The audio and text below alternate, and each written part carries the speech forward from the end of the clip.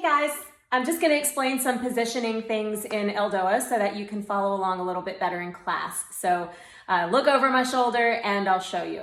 Whenever we are seated in the ELDOA, our knees are bent at 90 degrees and our feet are in eversion. So we're going to position the heels 2 fist distance apart, and that is the distance apart of your ischial tuberosities, your sit bones. The feet are in eversion, so not here. They're peeled back, they're flexed. I ask you to spread your toes, and it's like the pinky toes are going to touch the outer knees is the feeling. So there's a lot of work in the feet to get the right amount of tension. Angle your big toes on both feet downward towards the floor, and now you're truly in an eversion. Open the knees towards the floor. Right, just a little bit of tension towards the floor and you're all set for your ELDOA posture here.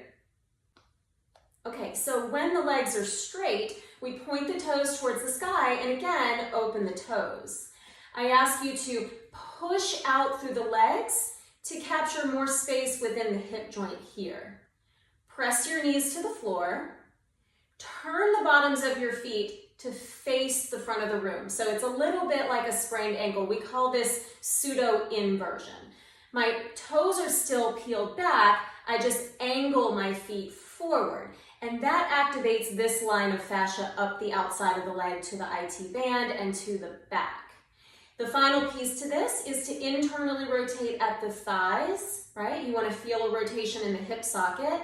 I might tell you to press your medial border of your knee towards the floor, so the middle of the knee towards the floor. And we continue to push out as we rotate the feet in, right? So it's not just the feet by themselves, it's rotation from the hip. And now we're ready for a posture like L3. And there we are.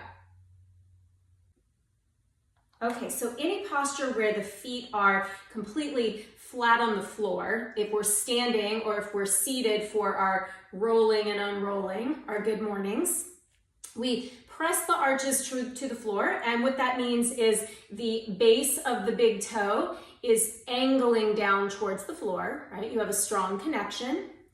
The outer arch is also on the floor, right? It's both things. Base of the big toe, outer arch. And the inner heel is pushing into the floor. So this activates fascial chains starting at each bone of the foot. So base of the big toe, outer arch, heel, calcaneus, and that plugs us into the floor and helps us find a better gravity line posture.